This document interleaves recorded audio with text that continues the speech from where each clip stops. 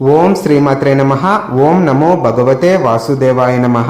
మిత్రులారా, 1000 మంది సబ్స్క్రైబర్లు రీచ్ అయ్యేంత వరకు మన ఛానల్ని సబ్స్క్రైబ్ చేసుకొని ప్లీజ్ నన్ను సపోర్ట్ చేయండి.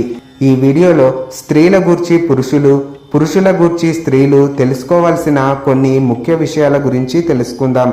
స్త్రీలలో మంచి చెడు ఉండదు. ఎలాంటి భర్తను పొందుతారో అవే లక్షణాలు వారికి వస్తాయి. స్త్రీలతో ఏదైనా కార్యం ఉంటే ఆ కార్యాన్ని స్త్రీలే చేయగలరు. స్త్రీ చేయకూడని పనులు చేయటం ప్రారంభిస్తే వాటిని ఆపటం ఎవరి తరము కాదు. రక్షించుకోలేని వాడికి భార్య అనవసరం. దున్నటం చేతకాని వాడికి పొలం అనవసరం. స్త్రీకి లొంగిపోయిన పురుషుడు నదీ ప్రవాహంలో పడిన చెట్టు వలె సుఖంగా జీవనం సాగిస్తాడు. ఆడవారితో అవసర పని ఉన్న ఇంటికెళ్ళి కలవకూడదు. కాముకునికి తన భార్య సుందరి అయిన వేప చెట్టులా అగుపిస్తుంది. పక్కింటి వాడి భార్య అనాకారి అయిన రంపలా అగుపిస్తుంది. స్త్రీ మగవాడి చూపును బట్టే తనలో అతనేం ఆశిస్తున్నాడో తెలుసుకోగలదు. భర్త గొప్పదనమంతా భార్య ఒంటి మీద నగలు చీరలే చెబుతాయి. 10 లక్షలు పెట్టి భార్యకు బంగారం కొనిపెట్టిన ఆటోకిచ్చిన తన 10ని భర్తనడిగి మరీ తీసుకుంటుంది. స్త్రీ తప్పు చేసిందంటే 2 కారణాలు. 1 భర్త చేతకానితనము, 2 అవసరము.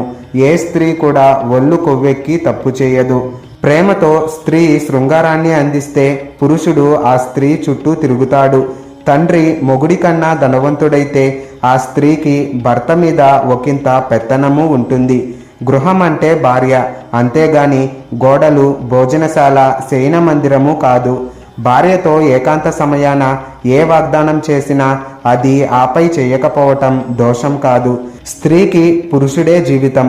పురుషునికి జీవితంలో స్త్రీ ఓ భాగం మాత్రమే. తల్లి గొప్పదా, భార్య గొప్పదా అంటే ఇద్దరూ గొప్పవారే. కాకపోతే ఒకంత భార్యే గొప్పది. స్త్రీ శృంగారానికి పనికిరాకపోతే ఒక్క స్త్రీ కూడా ఈ భూమి మీద బ్రతికుండదు. స్త్రీ ఇంట్లో కొట్టినా భరిస్తుంది. నలుగురిలో తిడితే ఆడపులిలా విరుచుకుపడుతుంది. భర్త భార్యని భద్రంగా, రక్షణగా మాత్రమే చూసుకుంటాడు.